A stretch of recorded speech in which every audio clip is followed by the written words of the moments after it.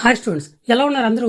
ఈరోజు అయితే మనం 2026 సంవత్సరం జనవరిలో జరిగిన కరెంట్ అఫైర్స్ గురించి అయితే డీప్ డిస్కషన్ చేద్దాం. ఈ వీడియోలో మనం స్పోర్ట్స్ గురించి, అదేవిధంగా అవార్డ్స్ మరియు మన దేశంతో పాటు ఇతర దేశాలతో రిలేషన్స్లో ఉన్న కరెంట్ అఫైర్స్ అన్నీ కూడా డిస్కస్ చేద్దాం. ఈ వీడియోని అయితే ఎండ్ వరకు చూడండి. ఇప్పుడైతే మనం ఫస్ట్ క్వశ్చన్ క్లారిటీగా చూద్దాం. జనవరి 4, 2026న సిక్కిం హైకోర్టు ప్రధాన న్యాయమూర్తిగా ఎవరు ప్రమాణ స్వీకారం చేశారు? ఎవరమ్మా చేశారు? మొహమ్మద్ ముస్తఫర్. ఎవరు? మొహమ్మద్ ముస్తఫర్. ఇతను సిక్కిం రాష్ట్రం యొక్క హైకోర్టుకు 24వ ప్రధాన న్యాయమూర్తిగా నియమించబడ్డారు. ఇది ఇక్కడ ఇంపార్టెంట్ క్వశ్చన్. ఏంటంటే అప్పుడప్పుడు క్వశ్చన్ అడిగే విధానాన్ని మారుస్తుంటాడు. ఇలా ఏమడుగుతాడంటే 2026 జనవరి 4న సిక్కిం రాష్ట్రానికి 24వ ప్రధాన న్యాయమూర్తిగా నియమించబడింది ఎవరంటే ఏం చెప్తారమ్మా? మహమ్మద్ ముస్తఫర్. ప్రపంచంలోనే అతిపెద్ద బియ్యం ఉత్పత్తిదారుగా, అంటే ఏంటమ్మా, రైస్ ప్రొడక్షన్లో అవతరించడానికి, అంటే రైస్ ప్రొడక్షన్లో ఫస్ట్ ప్లేస్ను సాధించడానికి భారతదేశం ఏ దేశాన్ని అధిగమించిందని అడిగాడు.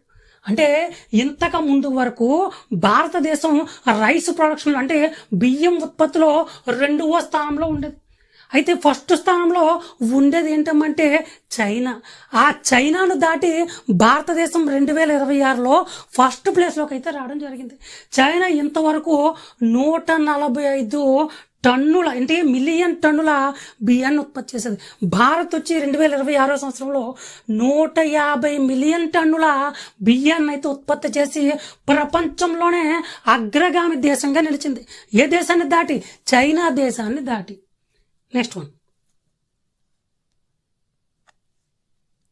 భారత క్రికెటర్ రోహిత్ శర్మకు 2026లో పద్మ అవార్డు లభించింది? అంటే 2026లో పద్మ అవార్డులు అయితే ప్రదానం చేశారు కదమ్మా. అందులో క్రికెటర్ రోహిత్ శర్మకు పద్మ అవార్డు వచ్చింది అడిగారు. పద్మ అవార్డు వచ్చిందమ్మా? పద్మశ్రీ అవార్డు వచ్చింది. ఏంటిది? పద్మశ్రీ అవార్డు. అయితే 2026 సంవత్సరం గాను మొత్తం 131 అవార్డులు ఇవ్వడం జరిగింది, పద్మ అవార్డులు ఇవ్వడం జరిగింది. అందులో పద్మ విభూషణ్ ఎక్కువ కదమ్మా కేటగిరీలో. పద్మ విభూషణ్ వచ్చినప్పటికీ 5గురికి ఇవ్వడం జరిగింది. తర్వాత పద్మభూషణ్ వచ్చినప్పటికీ 13 మందికి ప్రదానం చేయడం జరిగింది. అదేవిధంగా లాస్ట్ కేటగిరీ అయిన పద్మశ్రీ అవార్డును 113 మందికి ఇవ్వడము జరిగింది. అయితే ఇదే క్రికెట్ రంగంలో ఉమెన్స్కి కూడా ఒక పర్సన్కి పద్మశ్రీ అవార్డు ఇచ్చారు 2026లో. ఎవరమ్మా అంటే శ్రీమతి హర్మిత్ ప్రీత్ కౌర్. ఎవరమ్మా? హర్మన్ ప్రీత్ కౌర్. ఈవిడైతే ప్రజెంట్ భారతదేశానికి ఉమెన్స్ తరపున కెప్టెన్గా వ్యవహరిస్తున్నారు. అదేవిధంగా 2026లో ఉమెన్స్ వరల్డ్ కప్ను సాధించి పెట్టారమ్మా. భారతదేశానికి ఉమెన్స్ వరల్డ్ కప్ను కూడా సాధించి పెట్టారు. నెక్స్ట్ వన్, 2026 సంవత్సరానికి గాను అశోక చక్రతో ఎవరు సత్కరించబడ్డారు? ఏం లేదమ్మా, ఏమడిగారంటే 2026లో అశోక చక్ర అవార్డును ఎవరికి ప్రదానం చేశారని అడిగారు. ఎవరికి ప్రదానం చేశారమ్మా అంటే గ్రూప్ కెప్టెన్ శుభాంశు శుక్లా గారికి. ఎవరికి? Group captain Shubhanshu Shukla. ఇతనైతే ఒక ఫ్లయింగ్ పైలట్ అమ్మ. ఇతను వైమానిక దళంలో పనిచేసేవారు. ఇతనికైతే 2026లో అశోక చక్ర అవార్డు ఇచ్చారు. ఇక్కడే ఇంకొక కీ పాయింట్ ఏంటంటే 2026లో అశోక చక్ర అవార్డు అనేది కేవలం ఒకే వ్యక్తికి ఇవ్వడం జరిగింది. ఆ వ్యక్తి ఎవరంటే ఇతను గ్రూప్ కెప్టెన్ శుభాంశు శుక్లా గారు. ఇతనికి మాత్రమే 2026లో అశోక్ చక్ర అవార్డు అనేది ఇవ్వడం జరిగింది. సాగర్ ద్వీపాన్ని కలుపుతూ పశ్చిమ బెంగాల్ ముఖ్యమంత్రి మమతా బెనర్జీ. ఎవరమ్మా? మమతా బెనర్జీ శంకుస్థాపన చేసిన వంతెన పేరు ఏమిటి? ఏంటమ్మా వంతెన పేరు? గంగాసాగర్ సేతు. ఏంటమిది? గంగాసాగర్ సేతు. ఈ బ్రిడ్జ్ టోటల్ 5 km ఉంటుందన్నమాట, 5 కిలోమీటర్లు ఉంటుంది దాదాపుగా. ఈ బ్రిడ్జ్ కట్టడానికి శంకుస్థాపన చేసినప్పుడు అనుకున్న బడ్జెట్ ఎంతంటే 1670 కోట్లు అయితే ప్రతిపాదించారు. ఎంతమ్మా? 1670 కోట్లు. నెక్స్ట్ క్వశ్చన్ చూద్దాం. డిసెంబర్ 2025లో భౌగోళిక సూచిక GI ట్యాగ్ను పొందిన పొందూరు ఖాదీ భారతీయ రాష్ట్రానికి చెందింది? ఏదమ్మా డిసెంబర్ 2025లో జిఐ ట్యాగ్ ఏంటంటే గ్లోబల్ ఐడెంటిఫికేషన్ ట్యాగ్ను పొందిన పొందూరు ఖాదీ అనేది ఏ భారతీయ రాష్ట్రానికి చెందింది అడిగాడు. ఏ రాష్ట్రానికి చెందిందమ్మా ఇది? ఆంధ్రప్రదేశ్ రాష్ట్రానికి చెందింది. ఆంధ్రప్రదేశ్లో శ్రీకాకుళం జిల్లాకి చెందింది ఈ పొందూరు ఖాదీ. ఈ పొందూరు ఖాదీ గురించి మహాత్మా గాంధీ గారు తను రచించిన 1921లో యంగ్ ఇండియా అనే పత్రికలో కూడా ప్రశంసించడం జరిగింది. అంత వాల్యూ ఉన్న ఈ పొందూరు ఖాదీ అయితే 2025 సంవత్సరం డిసెంబర్లో అయితే జిఐ ట్యాగ్ను పొందడం జరిగింది. నెక్స్ట్ వన్, స్వచ్ఛ సర్వేక్షణ్ 2025 నివేదిక ప్రకారము భారతదేశంలో అత్యంత మురికిగా ఉన్న నగరం ఏదని అడిగాడు. అత్యంత మురికిగా ఉన్న నగరం ఏదని అడిగాడు. దీని ఆన్సర్ వచ్చేసి మధురై అమ్మ. ఏంటది? మధురై. దీని ఆన్సర్ మధురై. మధురై తర్వాత అత్యంత మురికిగా ఉన్న నగరం ఏదంటే లుధియానా. లుధియానా తర్వాత చెన్నై. చెన్నై తర్వాత రాంచీ. ఇవన్నీ కూడా స్వచ్ఛ సర్వేక్షణ్ సమీక్ష ప్రకారం అంటే నివేదిక ప్రకారము అత్యంత మురికిగా ఉన్న భారతదేశంలో గల ప్రాంతాలు. నెక్స్ట్ వన్, తల్లిదండ్రుల అనుమతి ఉన్నా సరే 16 ఏళ్లలోపు పిల్లలకు సోషల్ మీడియా నిషేధాన్ని దేశవ్యాప్తంగా చట్టబద్ధంగా అమలు చేసిన ప్రపంచపు తొలి దేశం ఏది? ఇది చాలా ఇంపార్టెంట్. సైబర్ క్రైమ్స్ ఎప్పుడు కూడా సైబర్కి సంబంధించిన ప్రతి బిట్ కూడా ఎప్పుడు ఇంపార్టెంట్. తల్లిదండ్రుల అనుమతి ఉన్నా సరే 16 ఏళ్లలోపు పిల్లలకు సోషల్ మీడియా నిషేధాన్ని అయితే దేశవ్యాప్తంగా చట్టబద్ధంగా అమలు చేసిన ప్రపంచపు తొలి దేశం ఏదని అడిగడమ్మా. దీని ఆన్సర్ వచ్చేసి ఆస్ట్రేలియా. ఆస్ట్రేలియాలో 16 ఏళ్లలో పిల్లలు ఎవరికి కూడా సోషల్ మీడియా అనేది యూజ్ చేయడానికి వీలు లేదు. అంటే ఎగ్జాంపుల్ ఫేస్బుక్ కానీ ఇన్స్టాగ్రామ్ కానీ స్నాప్చాట్లు కానీ ఇవన్నీ అక్కడైతే 16 ఏళ్లలో పిల్లలకు ఎటువంటి అనుమతి కూడా ఇవ్వరు. అయితే ఇక్కడ వచ్చిన పెద్ద చిక్కు ఏంటంటే ఈ శిక్ష అనేది ఎవరికి పడుతుందంటే ఆ పిల్లలకి కానీ లేదా ఆ తల్లిదండ్రులకు కానీ పడదమ్మా. ఏవైతే సంస్థలు ఉన్నాయంటే ఫేస్బుక్ లేదా మెటా ఉంది కదమ్మా, ఈ ఇన్స్టాగ్రామ్, వీటికి పడతా చర్యలు అనేవి. వీళ్ళకి ఫైన్ వేస్తారంటే ఎంత అంటే 50 మిలియన్ల ఆస్ట్రేలియన్ డాలర్ ఫైన్ పడుతుంది.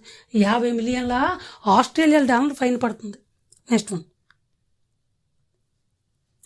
నవంబర్లో 2025లో భౌతిక నగదు అంటే చేతి ఫిజికల్ క్యాష్ ఉంటుంది కదమ్మా, భౌతిక నగదు వినియోగం 1% కంటే తక్కువగా ఉండే స్థాయికి చేరి ప్రపంచంలోనే తొలి అధికారిక క్యాష్లెస్ దేశంగా ఏ దేశం నిలిచింది అడిగాడు. ఏ దేశం నిలిచిందమ్మా అంటే గుర్తుపెట్టుకోండి ఇక్కడ స్వీడన్. ఏ దేశం ఇది? స్వీడన్ దేశం. అయితే స్వీడన్లో పూర్తిగా 99% మనం ఎలా అయితే ఫోన్పే యూజ్ చేస్తాం కదా, online transaction, Google pay use చేస్తాం కదా, అలా వాళ్ళకి సంబంధించిన యాప్స్ ద్వారా 99% క్యాష్లెస్ పేమెంట్స్ జరుగుతుందంట. ఎక్కడ షాపింగ్ మాల్స్లో కానీ ట్రైన్స్లోని కానీ ఎక్కడైనా కూడా ఆన్లైన్ ట్రాన్సాక్షన్లో జరుగుతుంది. కేవలం 1% మాత్రమే ఫిజికల్గా క్యాష్ ఉపయోగిస్తున్నారు వాళ్ళు.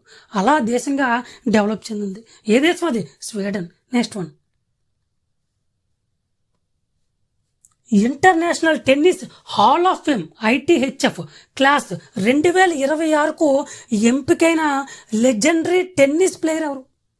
హాల్ ఆఫ్ ఫేమ్ అంటే ఏంటమ్మా? హాల్ ఆఫ్ ఫేమ్ అంటే ఏదైనా ఒక స్పోర్ట్స్ ఉందనుకోండి, ఆ స్పోర్ట్స్కి లెజెండరీ పర్సన్ అంటే గొప్ప వ్యక్తులకు ఇచ్చే అవార్డు. అలాంటి అవార్డుకు 2026లో ఎంపికైన లెజెండరీ టెన్నిస్ ప్లేయర్ ఎవరిని అడిగారు. ఎవరమ్మా అంటే అతను రోజర్ ఫెదరర్. ఎవరమ్మతను? Roger Federer. ఇతనైతే ఈ ఆటకు 2022లోనే రిటైర్మెంట్ ప్రకటించారు. ఇతను హాల్ ఆఫ్ ఫేమ్కు లెజెండరీ అవార్డుకు ఎంపిక అవ్వడానికి కొన్ని కారణాలు ఏంటంటే ఇతను 20 గ్రాండ్ స్లామ్స్ విన్ అయ్యాడు. దాదాపుగా 237 రోజుల పాటు వరల్డ్ నెంబర్ 1 ర్యాంకింగ్స్లో ఇతను నిలిచాడు. అందుకే ఇతను ఒక టెన్నిస్ సామ్రాజ్యంలో ఒక లెజెండరీ పర్సన్. అందుకు కానీ ఇతను హాల్ ఆఫ్ ఫేమ్ అవార్డుకి అయితే ఎంపిక అవ్వడం జరిగింది. నెక్స్ట్ వన్ 2030 కామన్వెల్త్ గేమ్స్ నిర్వహణ హక్కులు ఏ భారతీయ నగరానికి కేటాయించబడ్డాయి అంటే 2030లో జరగబోయే కామన్వెల్త్ గేమ్స్ అనేవి భారతదేశంలో ఏ నగరానికి కేటాయించబడ్డాయని అడిగాడు. ఏ నగరానికి కేటాయించబడ్డామో? అహ్మదాబాద్. గుజరాత్ రాష్ట్రంలోని అహ్మదాబాద్కు కామన్వెల్త్ 2030లో జరిగే అన్ని గేమ్స్కు అక్కడ నిర్వహించే కేటగిరీ రైట్స్ అనేవి దొరికాయి.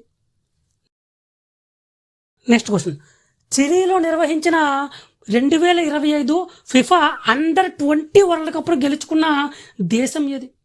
అండర్ 20 వరల్డ్ కప్ను గెలుచుకున్న దేశం ఏదంటే మొరాకో అమ్మ. ఏ దేశం ఇది? మొరాకో అయితే అండర్ 20 వరల్డ్ కప్ను అయితే గెలుచుకోవడం జరిగింది. ఇదే విధంగా ఫుల్ వీడియో అనేది మన నరేష్ కాంపిటేటివ్ అకాడమీ యాప్లో అయితే క్లుప్తంగా డీటెయిల్గా ఎక్స్ప్లెయిన్ చేసి ఫుల్ వీడియో అప్లోడ్ చేయడం జరిగింది. మీకు 2025 to 2026 వరకు ప్రతి కరెంట్ అఫైర్స్ని స్పోర్ట్స్ నుంచి కానీ అవార్డ్స్ నుంచి కానీ అలాగే జాతీయ గవర్నమెంట్ స్కీమ్స్ గురించి కానీ ప్రతి ఈచ్ అండ్ పాయింట్ కవర్ చేస్తూ పీడిఎఫ్లు అనేది మన యాప్లో అయితే అప్లోడ్ చేయడం జరిగింది. దానితో పాటు పీడిఎఫ్లు చదివిన వెంటనే మాక్ టెస్ట్లు కూడా మీకు కండక్ట్ చేయడం జరుగుతుంది. ఎవరికైతే ఈ పీడిఎఫ్స్ కావాలో, ఈ మాక్ టెస్ట్లు కావాలో ఇక్కడ డిస్ప్లే అవుతున్న ఈ ఫోన్ నెంబర్కు వాట్సాప్లో హాయ్ అని మెసేజ్ చేయండి, లేదా ఇక్కడ డిస్ప్లే అవుతున్న నరేష్ కాంపిటేటివ్ అకాడమీ యాప్ని ఇన్స్టాల్ చేసినా మీకైతే ఈ కోర్స్ అనేది ప్రొవైడ్ చేయడం జరుగుతుంది. నెక్స్ట్ వీడియోలో అయితే మళ్ళీ కలుద్దాం.